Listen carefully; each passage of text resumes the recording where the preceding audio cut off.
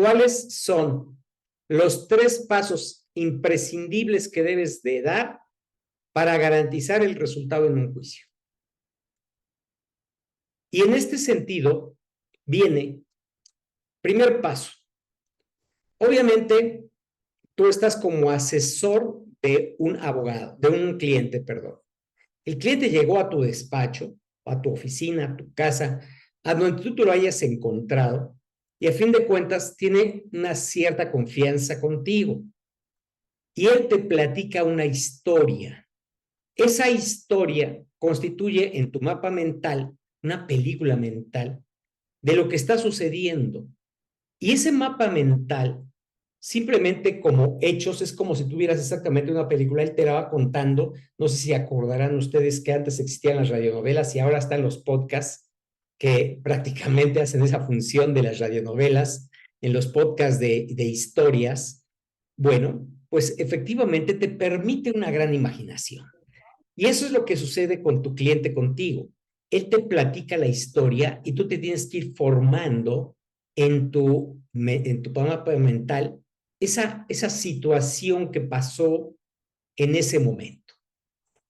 Y obviamente hay 2 factores fundamentales que tú tienes que preguntar para que tú finalmente llegues a una conclusión que constituye la hipótesis de trabajo. ¿Cuáles son estas condiciones? Son en este sentido. Les pido a todos de favor que me hagan el favor de silenciar sus micrófonos, que lo hagan para que no nos orientemos. Bueno, entonces decía yo en este sentido que el cliente te platica su historia, tú formas tu mapa mental. En el momento que tú te vas imaginando, vas a realizar 2 procesos. Primer proceso mental, la imaginación de los hechos, ¿sí? Y eso es lo que tú en su momento vas a plasmar en una demanda.